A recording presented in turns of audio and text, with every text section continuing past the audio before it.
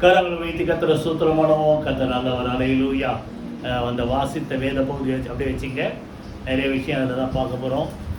22 அதிகாரம், ஆதியாகமம் 22 அதிகாரம் 14 வசனம். எல்லாம் சேர்ந்து வாசிப்போமா? 22:14. ஆபிரகாம் அந்த இடத்துக்கு யெகோவா ஈரே என்று பெயரிட்டான். அதனாலே கர்த்தருடைய பர்வதத்திலே பார்த்து கொள்ளப்படும் என்று இந்நாள் வரைக்கும் சொல்லப்பட்டு வருகிறது. யெகோவா ஈரே என்று ஆபிரகாம் பெயரிட்டாரு. அது நம்ம வேதத்தை படிக்கும்போது, அந்த பகுதி படிக்கும்போது எல்லாம் நிறைய விஷயம் சொல்லிட்டேன். யெகோவா ஈரே அப்படின்னா அர்த்தம்னா கர்த்தருடைய பர்வதத்திலே பார்த்து கொள்ளப்படும். கரெக்டான அர்த்தம் தான். பார்த்து கொள்வார், கர்த்தர் பார்த்து கொள்வார். இன்னும் கரெக்டா என்ன சொல்லப்படும்? கர்த்தர் சொல்லுங்க, வாய் திறந்து. கர்த்தர் பார்த்து கொள்வார். God provides, இல்லைன்னா God sees. புரியுதா? தேவன் எல்லாவற்றையும் பார்த்து கொள்வார், எல்லாவற்றையும் செய்வார், எல்லாவற்றையும் பார்க்கிறார். புரியுதா? எல்லா காரியங்களும் வாய்க்க பண்ணுவார். நல்லா கவனிங்க. 7ஆம் வசனம் தான் அதுக்கு ஆரம்பம். பலி செலுத்த ஆண்டவர் சொன்ன வார்த்தை எப்படி புறப்பட்டு போறாங்க, அதெல்லாம் பைபிள் ஃபுல்லாக இந்த 22 அதிகாரம் முழுசம் படிச்சதால மேலோட்டமாக சொல்றேன். மோரியா இந்த மலைக்கு மேல நான் சொல்ற இடத்துல போய் பிள்ளை என்ன செய், வாக்கு தத்தத்து குமாரன் நேசகுமாரன் யாரு, ஈசாக்கு பலியிடு அப்படின்னோடனே புறப்பட்டு போயிட்டாங்க. எத்தனை நாள் ஆச்சு மேல போய் சேர? 3 நாள் ஆச்சு. 3ஆம் நாள்ல தான் அந்த தூரத்துல பார்க்குறாரு. இந்த இடம் தான் ஆண்டவர் குறித்த மலை. அப்போ அந்த டிஸ்டன்ஸ் நான் ஏற்கனவே சொன்னேன். எவ்வளவு தூரம் சொன்னேன்? 105 கிலோமீட்டர். பேர்செபாலிருந்து அந்த எருசலேம் பக்கத்துல மோரியா மலைக்கு அவ்வளவு தூரம் பிரயாணம். 3 நாள் பிரயாணம். 3 நாள் பிரயாணத்துல இவன் என்ன செய்யல? பின்வாங்கதான் முக்கியம். இன்னைக்கு நிறைய பேர் தீர்மானம் எடுப்போம். சரி, ஆண்டவர் கேட்டார், நம்ம செஞ்சிருவோம், சொன்னபடியே செய்வோம், ஒப்பு கொடுத்துருவோம் அப்படின்னு தீர்மானம் எடுப்போம். ஆனா ஒரு நாள் கழிச்சு 2ஆம் நாள் மனசு மாறிடும், 3ஆம் நாள் மொத்தமா மாறிடும். ஆனா அவ்வளவு தூரம் டிராவல் பண்ணும் போதும் சரி, 3 நாளும் சரி, ஆபிரகாம் எடுத்த பொருத்தனையில, அவன் எடுத்த தீர்மானத்துல அவன் என்ன செய்யல சொல்லுங்க? பின்வாங்கவில்லை. புரியுதா? அதுல உறுதியா இருக்கான். அதனால்தான் வேலைக்காரனை நிறுத்திட்டு சொல்றாரு, நாங்க போவோம், மேல போய் தொழுது கொண்டு என்ன செய்வோம், திரும்பி வருவோம், நீங்களாம் இங்க வெயிட் பண்ணுங்கன்ற. அதே போல சொன்னபடி நடந்தது. ஆபிரகாமுக்கு தெரியும், இந்த ஈசாக்கு மூலமா தான் வாக்கு தத்தத்தின் பிள்ளை, கடற்கரை மணலை போல வானத்து நட்சத்திரத்தை போல பிள்ளையை தருவேன், சந்ததியை தருவேன் அப்படின்ட்டு ஆண்டவர் சொல்லி இருக்கிறார். அவர் சொல்றாரு பலியிட்டு. அப்ப நான் பலியிட்டால் உயிரோடு எழுப்பி தரு. இதெல்லாம் எபிரேயர்ல 11ஆம் அதிகாரத்தில் உயிரோடு எழுப்பி தருவான்ற விசுவாசத்தோட சொல்றாரு. நானும் ஈசாக்கும் திரும்பி வருவோன்ற. புரியுதா? அப்ப நல்லா கவனிங்க. நீங்க உங்க பங்க உண்மையா செஞ்சா கர்த்தர் உங்களுக்காக செய்ய வேண்டியதை அதிகமா கர்த்தர் செய்யும். நாம் ஆராதிக்கிற தேவன் சொல்லுங்க, நாம் நினைப்பதற்கும் சொல்லுங்க வேண்டிக் கொள்வதற்கும் மிக அதிகமாய் நமக்கு செய்ய வல்லமையுள்ள தேவன். அல்லேலூயா. அதான் இந்த 7ஆம் வசனத்துல இந்த ஈசா கேட்கிறார். என்னதான் இருக்குது சொல்லுங்க. 7 வாசிங்க. 7ஆம் வசனம். இதோ அந்த பாயிண்ட் மாத்திரம் வரும். அப்பொழுது ஈசாக் அவன், இதோ நெருப்பும் கட்டையும் இருக்கிறது, தகன பலிக்கு ஆட்டுக்குட்டி எங்கே? ஆபிரகாம் இடுப்புல கத்தி இருக்கிறது ஏற்கனவே தெரியும். அடுத்தது என்ன தேவை? கட்டை வேணும், நெருப்பு வேணும் கொளுத்துறதுக்கு. ஆனா பலி செலுத்துறதுக்கு மிருகம் இல்லையே, அதுக்கு தானே முக்கியமா போறோம். அப்போ அநேக நேரத்துல நம்ம கேட்கிற கேள்விதான் ஈசா கேட்கிறார். இன்னைக்கு கேட்குறீங்கல்ல, அது இருக்குது, இது இருக்குது, இது எங்க? நமக்கு எப்பவுமே என்ன கொடுத்தாலும் நம்ம ஒண்ணு மனசுல வச்சிருப்போம், அது எங்க? தேடுதல் என்பது மனிதனுக்கு என்ன செய்யும்? தொடர்ந்துகிட்டே இருக்குது. புரியுதா? அந்த காரியங்கள் மாறிட்டே இருக்கும். அது கிடைக்கும், ஆனா இன்னொன்னு தேடுவோம். இதெல்லாம் நான் ஏற்கனவே சொன்னது. நீதிமொழிகள் 30ஆம் அதிகாரம் நீங்க பாத்தீங்கன்னா 2-3 மனு இடத்தில் கேட்கிறேன். தரித்திரத்தையும் கொடுக்காதீங்க, ஐஸ்வர்யத்தையும் கொடுக்காதீங்க. அப்படின்னா என்ன அர்த்தம்? தரித்திரம்னா குறை வந்துடும். திருடி தேவனுடைய நாமத்தை வீணாக்காதபடிக்கு, குற்றப்படுத்தாதபடிக்கு. அடுத்தது ஐஸ்வர்யம் வந்துச்சுன்னா கர்த்தர் யார் என்று கேட்காதபடிக்கு என் படியை எனக்கு அளந்து போஷித்தருளும். 3ஆம் அதிகாரம் நீதிமொழி. இப்போ ஒரு தேடுதல் ஒவ்வொருடைய வாழ்க்கையில தொடர்ந்துகிட்டே தான் இருக்கும். அந்த தேடுற பொருள் இல்லைன்னா காரியங்கள்லாம் மாறிட்டே இருக்கும். நீங்க தேடிட்டே இருப்பீங்க, ஜோ பண்ணிட்டே இருக்கு, மாச கணக்கில் இல்லை வருஷ கணக்கில் கூட இருக்கலாம். ஆனா கர்த்தர் அதை தருவார். அது வந்தோடனே இன்னொரு தேடுதல் நமக்கு வரும். என் வாழ்க்கையில நான் பார்த்துருக்கேன், எல்லார் வாழ்க்கையில அது இருக்கும். உங்களுக்கு புரியல ஒரு சில நேரத்தில் அது இருந்துகிட்டே இருக்கு. இதெல்லாம் எதுக்கு? நம்ம தேவனை தொடர்ந்து அண்டிக் கொள்வதற்கு.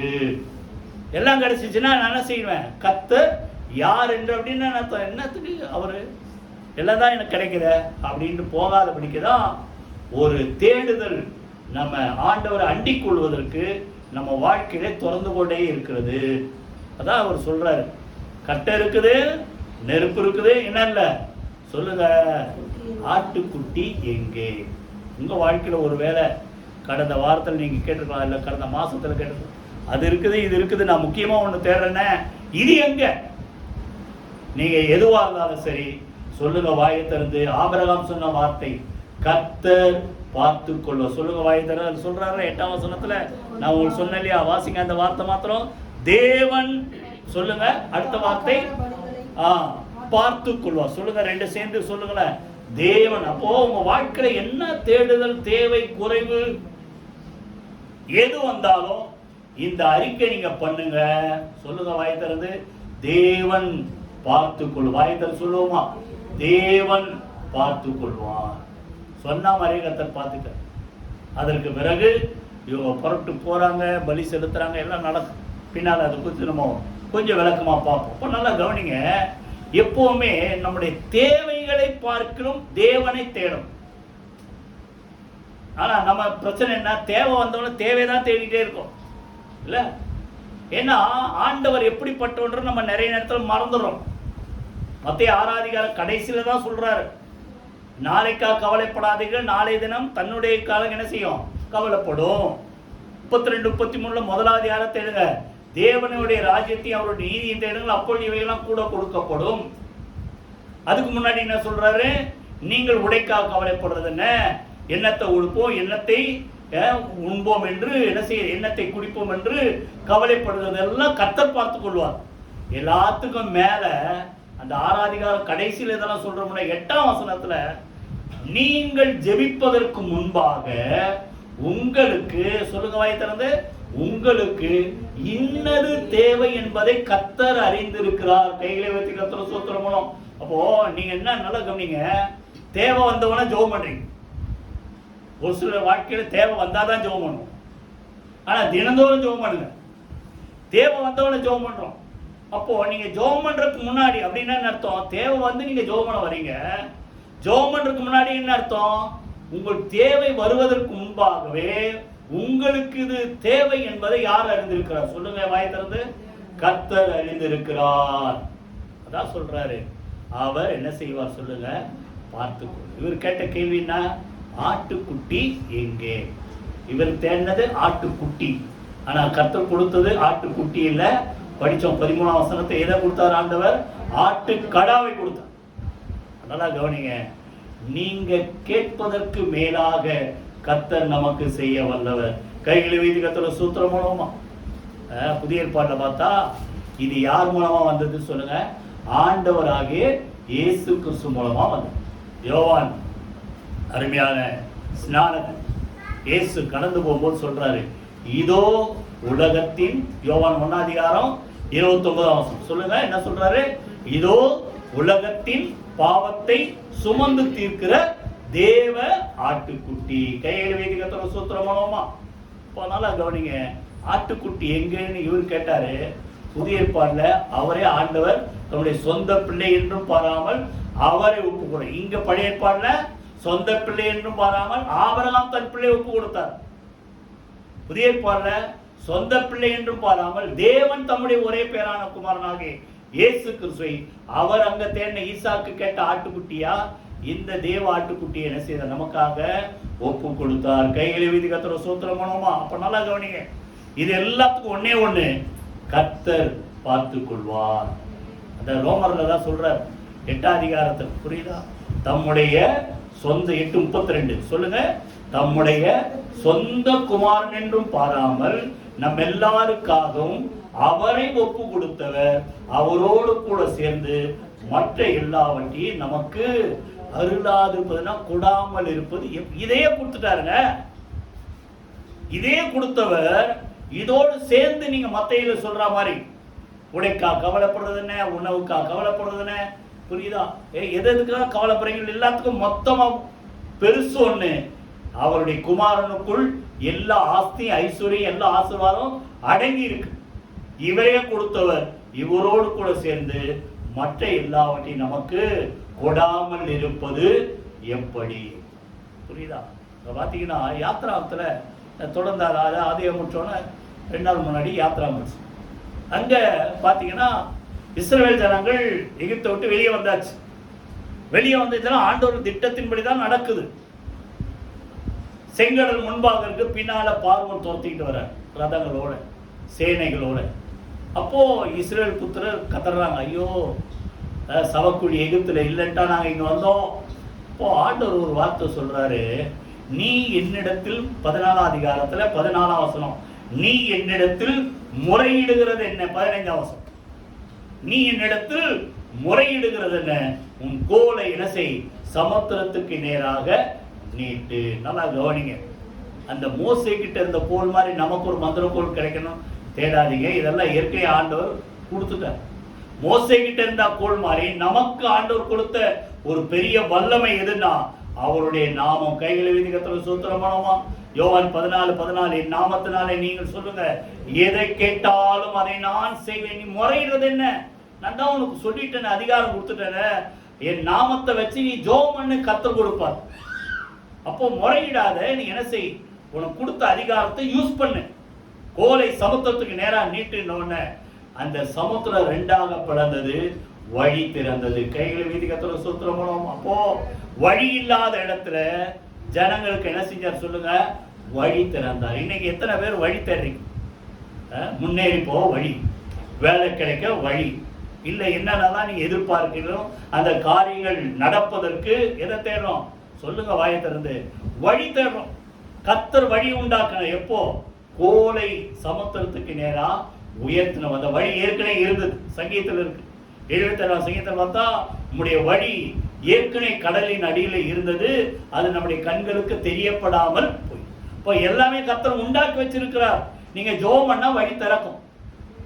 எதுக்கெல்லாம் நீங்க வழி தேடுறீங்க, கர்த்தர் வழி திறப்பார். அடுத்தது இப்போ வழி திறந்தாச்சு, அந்த பக்கம் போயாச்சு, சத்துருக்கெல்லாம் அழிச்சாச்சு. அழிச்ச உடனே நீங்க அடுத்த அதிகாரம் 15ஆம் அதிகாரம் பாடுறாங்க. 16ஆம் அதிகாரத்துல இவங்களுக்கு பசி வந்துச்சு. சும்மா சுருக்கமா நான் சொல்றேன். இதெல்லாம் யாத்திரா 16ஆம் அதிகாரத்துல பட்னியில சாவறதுக்காக கொண்டு, முதல்ல கடல்ல அழிச்சு சாவறதுக்காக கூப்பிட்டு வந்தீங்கன்னா, அடுத்தது பட்னியில சாவறதுக்காக கூப்பிட்டு வந்தீங்கன்னா உடனே கர்த்தர் சொல்றாரு 16ஆம் அதிகாரத்துல, நீங்க விடியற் காலத்தில் கர்த்தருடைய மகிமையை காண்பீர்கள். அப்போ எதை கொடுக்கிறாரு சொல்லுங்க? வானத்து மன்னாவை, தேவ தூதர்கள் சாப்பிடுகிற உன்னதமான ஒரு ஆகாரம். தேவ தூதர்கள் சாப்பிடுற அப்பத்தை மனுஷன் சாப்பிட்டான். இப்ப எவ்வளவு நாள்? அதுல யாத்திராத்துல 16ஆம் அதிகாரத்துல கடைசி வசனம் 35ஆம் வசனம் அதுல இருக்கும் பாருங்க. அந்த இஸ்ரவேல் புத்திரர் அந்த கானான் தேசத்துக்கு போய், அதான் அவங்களுடைய டெஸ்டினேஷன், இங்கதான் உன்னை கொண்டு போய் விடுவென்றார். அந்த இடத்துக்கு போய் சேருகிறவர்கள் அந்த தேசத்தின் கனியை பலனை சாப்பிடுற வரைக்கும் 40 வருஷம் பிரயாணம் பண்றாங்க. 40 வருஷமும் இவர்களுக்கு வானத்திலிருந்து என்ன கொடுத்தாரு சொல்லுங்க? அப்பத்தை கொடுத்தார். அப்படின்னு அர்த்தம், இவங்களால என்ன செய்ய முடியாது? பயிரிடவும் முடியாது, உழவு செய்யவும் முடியாது, அறுவடை செய்யவும் முடியாது, ஒண்ணும் முடியாத நேரத்துல இவங்களுக்கு என்ன தேவையோ கர்த்தர் அதை கொடுத்தார். எவ்வளவு நாள் கொடுத்தார் சொல்லுங்க? 40 வருஷம். அப்ப நல்லா கவனிங்க, ஆண்டவர் உங்களுக்கு என்ன தேவை என்பதை அவர் சொல்லுங்க அறிந்திருக்கிறார். 40 வருஷம் மன்னாவை கொடுத்தார். ஆனா இந்த ஆளுங்க கிட்டத்தட்ட 2 வருஷத்திலேயே மன்னா எப்படி ஆயிடுச்சு சொல்லுங்க? அவங்க சொன்ன வார்த்தை, எங்கள் மனதுக்கு எப்படி இருக்குதான்? வெறுப்பா இருக்குதுன்னா. என்ன ஆகும்? 16 எங்க இந்த மன்னா, எங்களுக்கு இந்த மன்னா தவிர வேற எதுவும் இல்லையா? உங்க பிள்ளைங்களுக்கு ஏதாவது செஞ்சு கொடுத்து பாருங்களேன். 4வது அதை செஞ்சு கொடுத்தா இன்னும் இதே கொடுக்குற, வேற எதுவும் செய்ய தெரியாதுன்னு. அதை போல நம்ம ஆளுங்க ஒரு வருஷம் கழிச்சு 2ஆவது வருஷம் கேட்குறாங்க, இந்த மண்ணாவை தவிர வேற எதுவும் இல்லை. மண்ணா எப்படி இருக்குதா மனசுக்கு, அந்த பார்த்தா நம்மளாம் கிடைக்குமான்னு ஒரு நாள் போய் சேருவோம், அங்கே சாப்பிடுவோம். புரியுதா? மண்ணா மனதுக்கு வெறுப்பா இருக்குது. எங்களுக்கு இறைச்சி கொடுப்பவர் யார்? கொடுத்தாரா? அதையும் கொடுத்தார். அது என்ன 11ஆம் அதிகாரத்தில் சமுத்திரமானது என்ன செய்ததான், அந்த காடைகளை அடித்து கொண்டு, காற்று கீழ்காற்று காடைகளை என்ன செய்தது, அடித்து கொண்டு வந்து பாளையத்தை சுத்தி இந்த பக்கம் ஒரு நாள் பிரயாணம் தூரம், அந்த பக்கம் ஒரு நாள் பிரயாணம் சுத்தி எங்க பார்த்தாலும் இவங்களுக்கு தேவைகள் என்ன கேட்டாங்க, இறைச்சி கேட்டாங்க. இறைச்சியை கத்தர் கொடுத்தார். கைகளை வீதி கத்தர் சோத்திரமும். இதுக்கடையில இன்னொரு தேவை வந்தது. மண்ணாலாம் கிடைச்சது. இப்ப அடுத்தது என்ன, குடிக்க தண்ணி இல்லையே, குடிக்க தண்ணி இல்லையா? அது எங்க? யாத்ரா 17ஆம் அதிகாரத்தில் குடிக்க தண்ணி இல்லை, தாகத்தினால சாவணுமா? இந்த ஆளுங்க கேட்கிற வார்த்தையெல்லாம் பாருங்களேன். சவப்பெட்டி இல்லைன்ட்டு கடல்ல சாவதுக்கா, 2வது என்ன கேட்டா பட்டியிலே சாவதுக்கா, 3வது என்ன கேட்டா சொல்லுங்க என்ன கேட்டா தாகத்தினால் சாவறது. எப்பவும் வாயில நல்லதை அறிக்கை பண்ண மாட்டான். எப்போ வாயை திறந்தா நல்லதை அறிக்கை, கர்த்தர் கொடுப்பார், கர்த்தர் பார்த்து கொள்வார், கர்த்தர் செய்வார் சொல்லிட்டே இருங்க, கர்த்தர் செஞ்சுட்டே இருப்பார். புரியுதா? அப்போ எது தேவையோ அதை நீங்க அறிக்கை பண்ணுங்க. அதே போல பார்த்தா அங்க இருக்கும் 17ஆம் அதிகாரத்துல, கண்மலையில் மேல் நான் நிற்பேன், நீ எதை செய், கண்மலையை அடி. அந்த கண்மலை யாரு? ஆண்டவராக இயேசு. இப்ப நல்லா கவனிங்க, சுருக்கமா சொல்றேன்.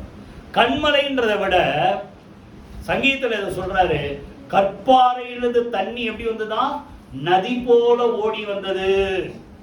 அப்போ ஒரு கல்ல பழந்து கத்த தண்ணி கொடுக்க முடியும்னா, உங்க வாழ்க்கையில நீங்க எதை தேடுறீங்களோ அதையெல்லாம் செய்ய அவருக்கு சொல்லுங்க, ரொம்ப ஈஸியா முடியும். கையில வீதிகத்தோட சூத்திரம் பண்ணுவோமா? கல்ல பிளந்து தண்ணி கொடுக்குறார். நீங்க நிறைய பேர் நீங்க ஏதோ ஒன்று எதிர்பார்க்குறீங்க, யாருக்கே இது இவரால் முடியும், ஆனால் மனசு இல்லை. அந்த கல்லான மனசை கர்த்தர் உடைப்பார். கற்பாறையை பிளந்து, வாயத்திற்கு சொல்லுங்க, கற்பாறையை பிளந்து தண்ணீரை புறப்பட பண்ணினார். எப்படி வந்ததுதான், நதி போல புறப்பட்டு வந்தது. இப்போ நல்லா அதை போல இவங்க தேவை. நான் எதுக்கு சொல்றேன்னா, நம்ம வாழ்க்கையில தான் ஆரம்பத்தில் நான் சொன்னேன், எனக்கும் இது ஒண்ணுதானே குறைவு, இது வந்தா நல்லா ஆயிடுமே, ஆனா அது வந்துடும், அதுக்கப்புறம் இன்னொன்று தேடுவேன். நீங்களும் அப்படிதான், இது ஒண்ணுதான் நினைப்பீங்க, அது வந்தவொடனே இன்னொன்று வரும். அப்போ உங்க தேவை மாறிட்டே இருந்தாலும் கர்த்தர் அந்தந்த சூழ்நிலை கேட்டபடி எல்லாவற்றையும் செய்ய வல்லவர், நம்மோடு கூட இருக்கிறார். கையில் கர்த்தர் இதுக்கு தான் இதெல்லாம் சொன்னேன். முதல்ல என்ன தேவை? வழி தேவை. 2வது என்ன தேவை? சாப்பாடு தேவை, மண்ணா. 3வது என்ன தேவை? தண்ணி இல்லை, தாகம், அப்ப தண்ணி கொடுத்தாரு. 4வது என்ன தேவை? இறைச்சி இல்லை. இப்போ அது போல எல்லாவற்றையும் கர்த்தர் செய்ய வல்லவர், நம்மோடு கூட இருக்கிறார். அவர் பேர் தான் சொல்லுங்க, வாயத்திலிருந்து ஏகோவா. வாயத்திலிருந்து சொல்லுங்களேன், ஏகோவா ஈரே சொல்லுங்க. கர்த்தர் பார்த்து கொள்வார். கையில் வைத்து கர்த்தரை சூத்திரம் மூலமா. இப்போ இந்த பகுதிக்கு வாங்க. இதெல்லாம் இந்த மேலோட்டமா சொல்லிட்டேன். இந்த பகுதி 22ஆம் அதிகாரத்துல அந்த சம்பவத்தின் சுருக்கத்தை நான் சொல்லிடுறேன், கவனிங்க. ஆண்டவர் சொல்றாரு, உன் சொந்த குமாரனை செய், ஒப்பு கொடு. அதே போல இவர் என்ன பண்ணாரு? 9ஆம் வசனம் வாசிங்க, 22:9. 2 பேரும் சேர்ந்து வந்துட்டாங்க. அங்கே ஆபிரகாம் ஒரு பலிபீடத்தை உண்டாக்கி, ஏன்னா பலியிடுன்றாருல, முதல்ல என்ன வேணும்? பலிபீடம் வேணும். பலிபீடத்தை உண்டாக்கி கட்டைகளை அடுக்கிட்டார், ஈசாக்கை கட்டிட்டாரு, பலிபீடத்தின் அடுக்கிய கட்டைகள் மேல் அவனை கிடத்திட்டார். ஓ, தேவன் சொன்ன வார்த்தைக்கு 100% ஆபிரகாம் என்ன பண்ணிட்டாரு? கீழ்படித்தார். ஏன்னா பலியிடு, ஒப்பு கொடுன்ட்டாரு, ஒப்பு கொடுத்துட்டாரு. நான் ஏற்கனவே சொன்ன, ஒருவேளை இவருக்கு டவுட்டா ஈசாக்கு இறங்கி போயிடும், கையை காலை கட்டி கட்டை மேல கிடத்திட்டார். கிடத்தினோன்னா என்னாச்சு? ஈசாக்கு அமைதியா இருக்கும். இதான் நம்ம ஆண்டவருக்கு அடையாளம். பிதாவுக்கு தம்மை என்ன செய்தார்? பூர்ணமாய் ஒப்பு கொடுத்தார். கெத்செமனே தோட்டத்தில் தானே சொல்றாரு, இந்த பாத்திரம் என்னை விட்டு நீங்க கூடுமா நீங்கட்டும், ஆனாலும் என்னுடைய சித்தத்தின்படி அல்ல, உம்முடைய சித்தத்தின்படியே. அதே போல இந்த ஈசாக்கு ஆபிரகாம் தன்னுடைய பிதாவாகிய ஆபிரகாம் கீழ்ப்படினார். புரியுதா? அடங்கி அப்படியே இருக்கிறாரு. இப்போ அடுத்தது என்ன பண்ணோம்? ஈசாக்கு என்ன செய்யணும்? பலியிடணும், உயிரை கொன்று அதுக்கப்புறம் தான் நெருப்பு வைக்கணும். கத்திய ஓங்குற நேரத்தில் ஆண்டவர் சொல்றாரு, இம்மட்டும் இதோட என்ன செய்யுது, ஆபிரகாமே ஆபிரகாமே இதோட பிள்ளையாண்டன் மேல் என்ன செய்யாத, கையை போடாத, இப்போ நான் அறிந்திருக்கிறேன், நீ சொன்னபடி செய்கிறவன், நீ தேவனுக்கு பயப்படுகிறவன் என்பதை நான் அறிந்திருக்கிறேன். கையை வைத்து கர்த்தருக்கு ஸ்தோத்திரம் பண்ணுவோமா? இப்போ 13ஆம் வசனத்துல பார்த்தா, ஆபிரகாம் கண்களை ஏறெடுத்து பார்த்தால் அங்க என்ன கொடுக்குது, இதோ பின்னாக புதரிலே தன் கொம்புகள் சிக்கி கொண்டிருந்த ஒரு ஆட்டுக்கடாவை, சிக்க வச்சது ஆண்டவர், ஆட்டுக்கடாவை தன் கண் கடாவை கண்டான். அப்பொழுது ஆபிரகாம் போய் கடாவை பிடித்து அதை தன் குமாரனுக்கு பதிலாக தகன பலி இட்டான். அப்போ மீட்பு அங்க வந்துச்சு. இவர் பலி செலுத்தப்படணும் ஆண்டவர் சொல்லிட்டார், ஆனா கட்டையில ஏதோ ஒன்று பலி செலுத்தணும், புரியுதா? அப்போ இவருக்கு பதில் எதை கொடுக்கிறார் ஆண்டவர், ஆட்டுக்கடாவை அங்க கர்த்தர் என்ன செய்தார், சிக்க வைத்தார் அப்படின்னா அதை பலியிட்டு இப்பதான் சொல்றாரு. 14ஆம் வசனம் திருப்பி வாசிப்போமா? அந்த இடத்துக்கு யெகோவா ஈரே என்று பெயரிட்டான். கர்த்தருடைய பர்வதத்திலே பார்த்து கொள்ளப்படும் என்று சொல்லப்படுகிறப்ப நல்லா கவனி, கர்த்தர் எல்லாவற்றையும் பார்த்து கொள்வார்ட்டு கர்த்தர் சொல்றாரு. இப்போ அதை முடிஞ்சிச்சு, பலியிட்டாச்சு, அது பேர் வச்சாச்சு. இப்போ 2வது ஆண்டவர் கூப்பிடுறாரு. இந்த முடிய அதாவது என்ன சொல்றது, பலி செலுத்துறதுக்கு முன்னாடி ஒருத்தர் கூப்பிட்டார், அதை கடாவை பலி செலுத்துறதுக்கு முன்னாடி, நீ இவ்வளவு தூரம் வந்துட்டு ஏன் கீழ்ப்படிஞ்சிட்டு. 2வது கூப்பிட்டு 15ஆம் வசனத்துல சொல்றாரு, ஆபிரகாமை கூப்பிட்டு உன் புத்திரன் என்றும் 16 உன் ஏக சுதன் என்றும் பாராமல் அவனை ஒப்பு கொடுத்து இந்த காரியத்தை செய்தவன். அப்ப நல்லா கவனிங்க, தேவன் நம்மிடத்துல எதிர்பார்க்கிறது என்ன சொல்லுங்க, கர்த்தர் கேட்கிறது சொல்லுங்க, நமக்கு பெருசா இருக்கும். ஆபிரகாம் ரொம்ப பிரதான இது, அவன் பிள்ளை, அதான் சொல்றோம், உன் சொந்த பிள்ளை என்றும் பார்க்காம ஒப்பு கொடுத்தியே. ஆண்டவர் அநேக காரியங்களை உங்கள்கிட்ட கேட்கிறாரு. இல்லை நீங்க ஜோமே ஒரு வேலை பண்றீங்க, பொருத்தனை பண்றாங்க, பொருத்தனை பண்ண பிறகு யோசிக்க கூடாது, ஐயோ இதையா நம்ம சொல்லிட்டோம்ட்டு, புரியுதா? அப்போ இதை குறித்து நீங்க பார்க்காதபடி இதையே ஒப்பு கொடுத்தபடினால் எத்தனை பேர் புரியும்? நீ இதை செய்தபடியால் இப்ப சொல்றாரு, ஆசீர்வதிக்க ஆசீர்வதித்து உன் சந்ததி என்ன செய்வேன் சொல்லுங்க, வானத்து நட்சத்திரத்தை போல கடற்கரை மணலை போல பெருகவே பெருக பண்ணுவேன் என்றும் உன் சந்ததியார் தங்கள் சத்துருக்களின் வாசல்களை சுதந்திரித்துக் கொள்வார்கள் என்றும் என் சொல்லுக்கு கீழ்ப்படிந்தபடியினால் உன் சந்ததிக்குள், அதான் ஆண்டவராக இயேசு கிறிஸ்து, சந்ததிகளுக்குள் இல்ல, கலாத்தியில் அது கிளீனா இருக்கும், சந்ததிக்குள் பூமியில் உள்ள வம்சங்கள் எல்லாம் ஆசீர்வதிக்கப்படும் என்று நான் என் பேரில் ஆணையிட்டேன் என்று கர்த்தர் சொல்லி அங்க என்ன செய்யறார் சொல்லுங்க, ஆசீர்வதிப்ப. நல்லா கவனிங்க, ஆபிரகாம் ஆசீர்வதிக்கிறார், முதல்ல உன்னையும் சந்ததி ஆசீர்வதி. 2வது பலியிட ஒப்பு கொடுக்கப்பட்டவர் யாரு, ஈசாக்கு. இப்ப ஈசாக்கு ஆண்டவர் ஆசீர்வதிக்கிறார். எப்படி? திரும்பி வந்த உடனே பெயர்சபாவுக்கு வரும்போது இப்போ ஒரு நல்ல செய்தி வருது. என்ன செய்தி? 20ஆம் வசனம் வாசிங்க. இவர்கள் ஏகமாய் பெயர்சபாவுக்கு திரும்பி வந்தார்கள். ஆபிரகாமை தேடி வந்து மில்காலும் சகோதரனாகி நாகோருக்கு, அதாவது ஆபிரகாமுடைய சகோதரன் நாகோர், புரியுதா? அவங்க பிள்ளைங்களாம் பறக்கிறாங்க, என்னென்ன பிள்ளைங்க எல்லாம் வரிசையா போடுறாரு. அடுத்து சொல்றாரு பெத்துவேல், மில்காலுக்கு பொறுத்து பெத்துவேல். பெத்துவேல் யாரை பெற்றால்? பெத்துவேல் சொல்லுங்க, ரெபேக்காலை பெற்றான் என்று அறிவித்தான். கையில வீதி கத்திர சூத்திரம். இப்போ ஆபிரகாம் ஆசீர்வாதத்தை எதுக்கு? பிள்ளைன்னு பார்க்காம ஒப்பு கொடுத்ததால்.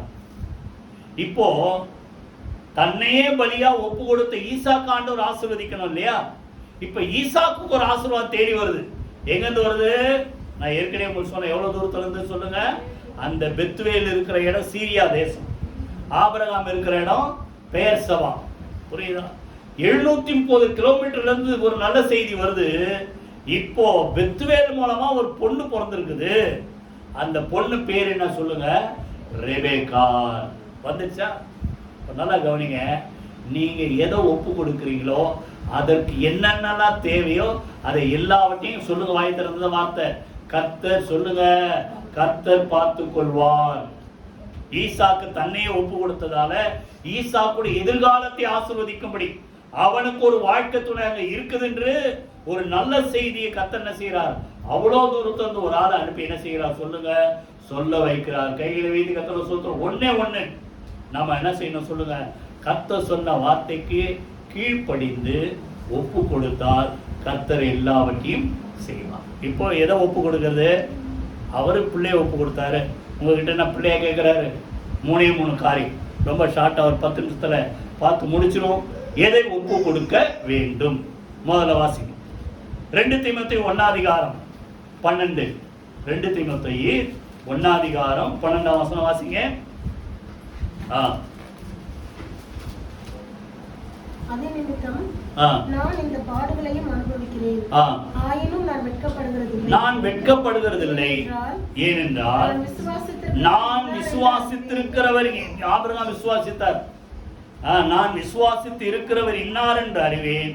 நான் அவரிடத்தில் ஒப்பு கொடுத்ததை அவர் அந்நாள் வரைக்கும் காத்துக்கொள்ள வல்லவராய் இருக்கிறார் என்று நிச்சயித்திருக்கிறேன். 2 தீமோத்தேயு 1:12. 291 நல்லா கவனிங்க.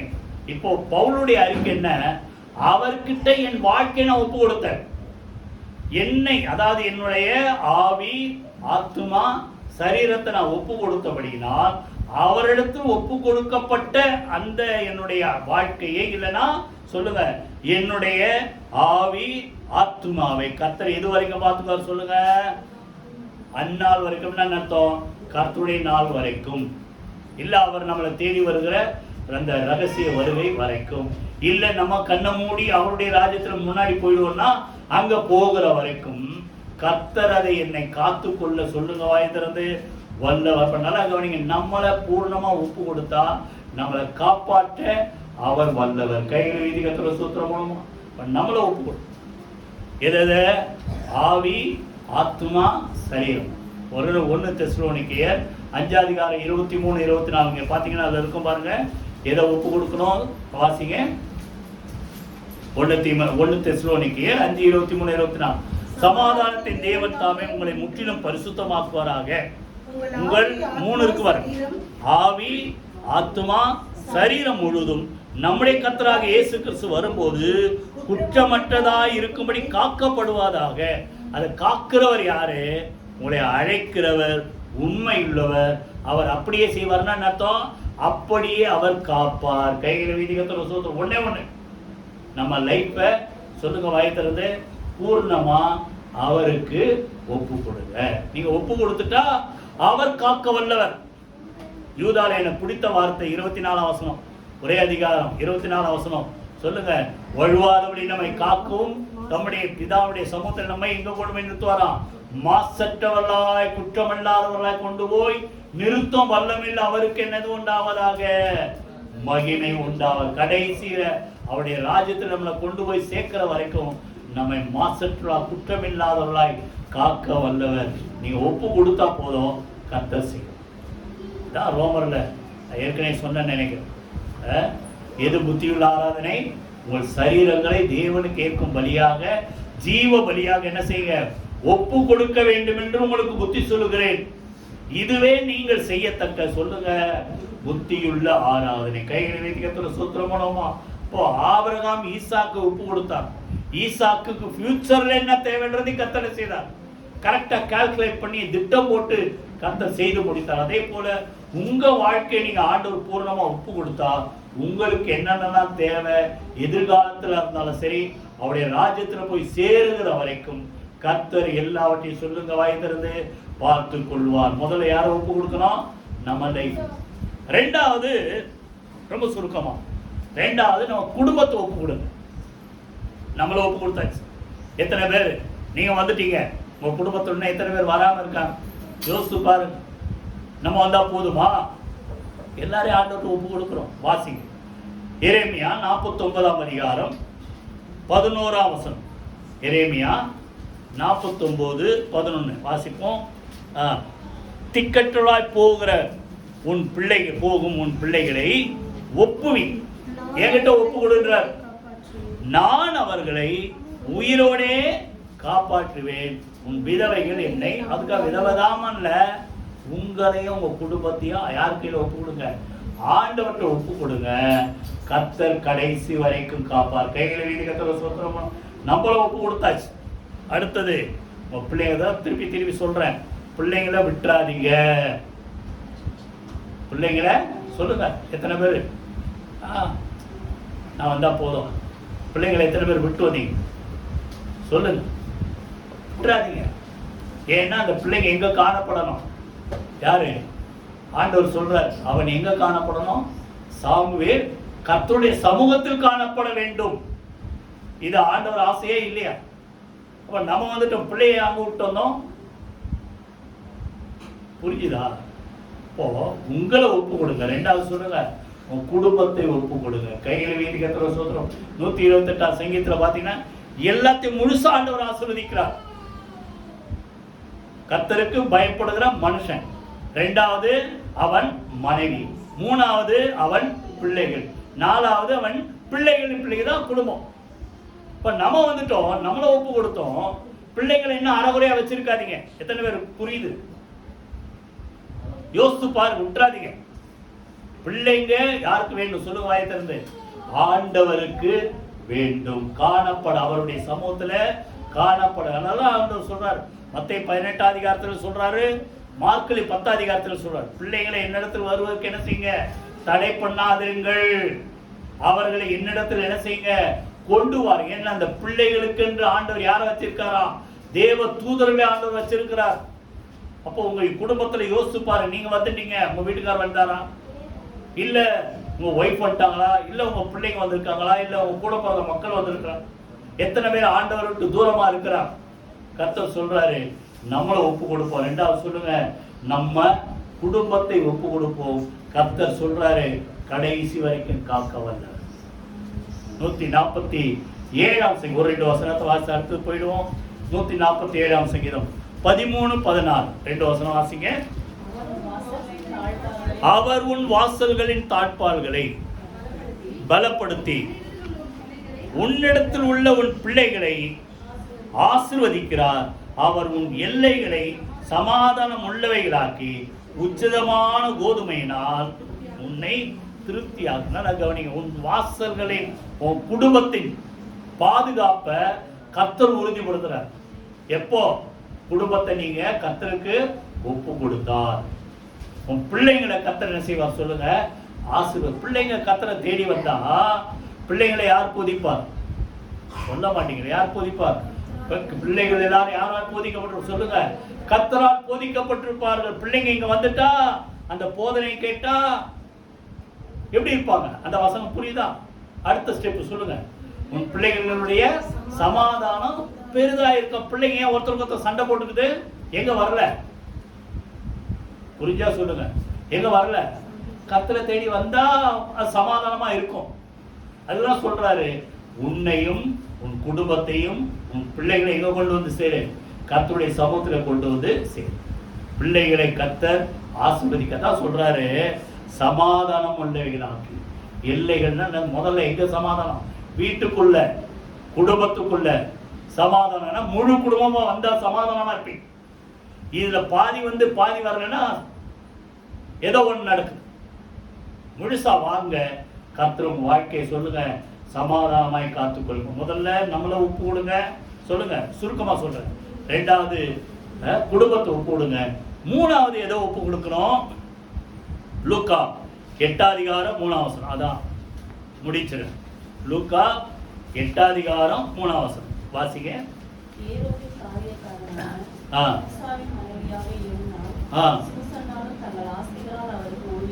ஒரு பெரிய லிஸ்ட் கொடுக்கிறார்.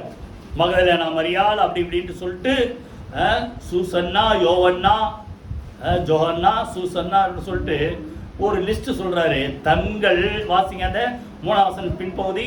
தங்கள் ஆஸ்திகளால் அவருக்கு ஊழியர் செய்து கொண்டு வந்த மற்ற அநேகம் ஸ்திரீகளும் அவருடனே கூட இருந்தார்கள். இப்ப புரியுதா?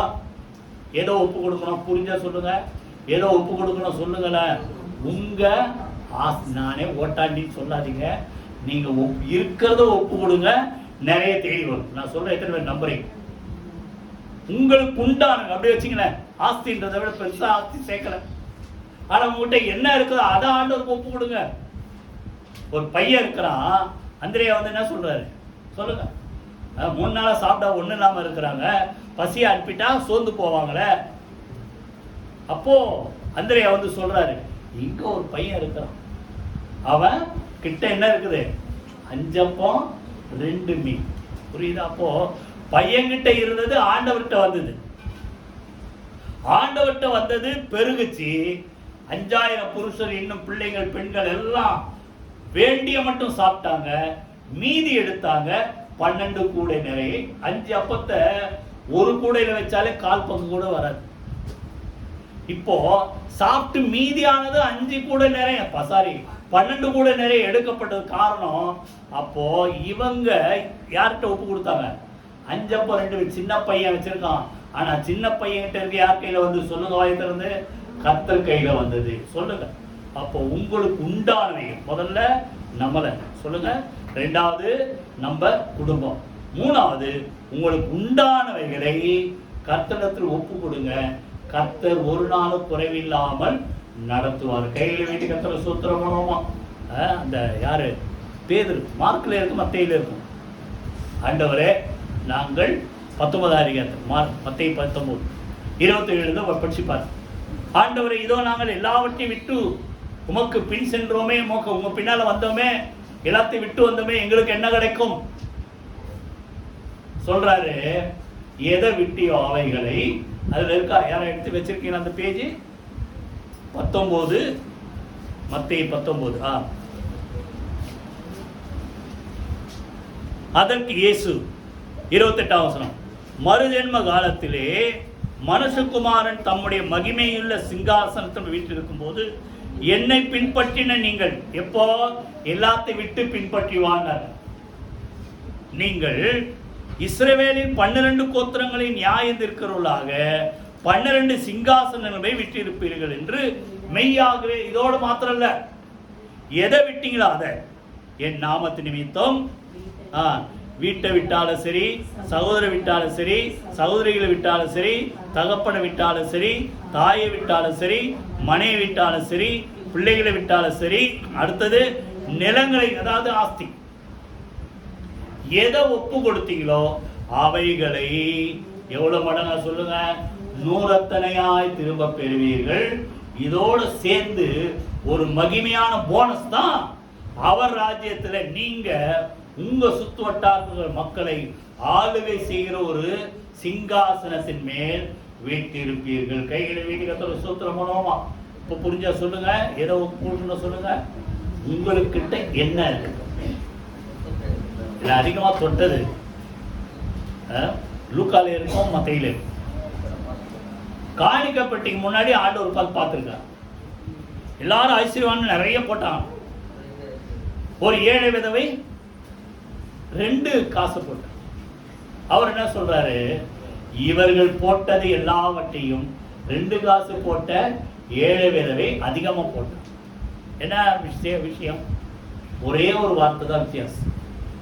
அவங்கெல்லாம் எடுத்து போட்டாங்க, இந்த அம்மா எல்லாம் போட்டாங்க. எத்தனை பேர் புரியுத வித்தியாசம்? அவங்ககிட்ட நிறைய இருக்குது, அதுல இருந்து கொஞ்சம் எடுத்து போட்டாங்க, அது பெருசு இல்லை. போட்டதுக்கு அப்புறம் அவங்ககிட்ட மீதி நிறைய இருக்குது. இந்த அம்மா ஜீவனத்துக்கு உண்டானது 2 தான், காசு தான். அவ எல்லாவற்றையும் போட்டான்னு அர்த்தம், மொத்தத்தையும் போட்டுட்டா. சொல்லுங்க, இவளே அதிகமாய் கொடுத்தார். கைகளை அதுக்காக உங்களை ஓட்டாண்டி ஆக்குவார் நான் சொல்லல. இது சொல்றேன்னா, ஒப்பு கொடுத்து பாருங்க, கர்த்தர் உங்களை என்ன செய்வார், ஆசீர்வதிப்பார். 3 காரியம், நம்மளை ஒப்பு கொடுப்போம், 2வது குடும்பத்தை ஒப்பு கொடுப்போம், 3வது உங்களுக்கு உண்டானவைகளை ஆண்டவர் பாத்திரத்தில் ஒப்பு கொடுங்க. கர்த்தரதை அந்த மத்தேயு 19 அதிகாரத்தில் சொன்னபடி எத்தனை மடங்கு சொல்றாரு, 100 மடங்கு பெற்றுக்கொள்ளுவார். எல்லாரும் எழுந்து கர்த்தரை ஸ்தோத்திரம் பண்ணி ஜெபம். அதற்கு பிறகு நம்ம திருவிருந்துக்கென்று ஆயத்தமாகுமா? கர்த்தரை துதிப்பை எல்லாம் சேர்ந்து இந்த வார்த்தைக்காக எல்லாரும் அப்படி விசுவாசத்தோட கர்த்தரை ஸ்தோத்திரம் பண்ணுங்க. ஈசாக்கு கெட்டா மாதிரி என்ன இருக்குது? முக்கியமானது ஆட்டுக்குட்டி எங்க? கடந்த வாரத்துல இல்ல கடந்த மாசத்துல நீங்க ஒரு வேலை உங்களுக்குள்ள கேட்டுக்கலாம், உங்க குடும்பத்தை பார்த்து கேட்டுக்கலாம். இது இருக்குது அது இருக்குது, அதுதான் முக்கியம். அது இல்லை, அது எங்க? தேடுதலை கர்த்தர் அறிந்திருக்கிறார். கர்த்தர் பார்த்துக்கொள்ளும். கைகளை வைத்தி கர்த்தரை ஸ்தோத்திரம் பண்ணி விசுவாசோடு சொல்லுங்க, தேவன் பார்த்துக்கொள். சொல்லுங்க வாயை திறந்து, தேவன் பார்த்துக்கொள்ளும். யெகோவா ஈரே, கர்த்தர் பார்த்துக் கொள்வார். கர்த்தருடைய பர்வதத்திலே பார்த்துக் கொள்ளப்படும். தேவைகளை அறிந்திருக்கிற தேவன், நிறைவாய் கொடுக்க வல்லமுள்ள தேவன். நாம் நினைப்பதற்கு வேண்டிக் கொடுக்கும் மிக அதிகமாய் நமக்கு செய்ய வல்லவர். ஒப்பு கொடுத்த ஆபிரகாமை ஆசீர்வதித்தார்.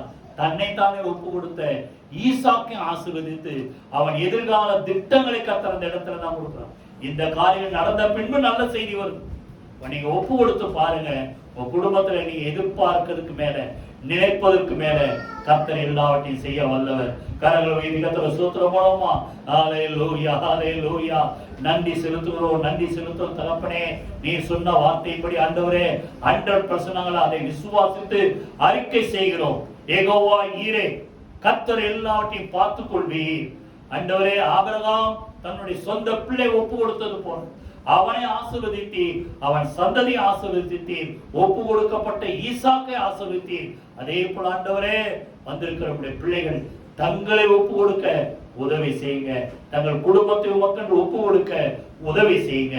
தங்களுக்கு உண்டான எல்லா பொருட்களை உமக்கென்று ஒப்பு கொடுக்க உதவி செய்வீராக. எல்லாவற்றுக்கும் தேவையான நிறைவான பலன் இயேசுவின் நாமத்தினாலே உண்டாவதாக.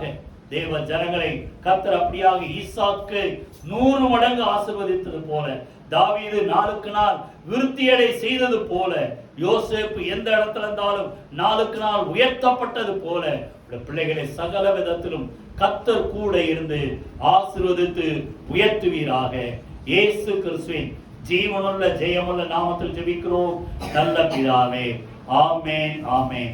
நம்முடைய கர்த்தராகிய இயேசு கிறிஸ்துவின் கிருபை, பிதாவாகிய தேவனுடைய அன்பும் பரிசுத்த ஆவியானவருடைய அந்யோன்ய ஐக்கியமும் நம் அனைவரோடு சகல பரிசுத்த அனைவரோடும் ஆண்டவராகிய இயேசு கிறிஸ்து வருகை மட்டும் இருப்பதாக.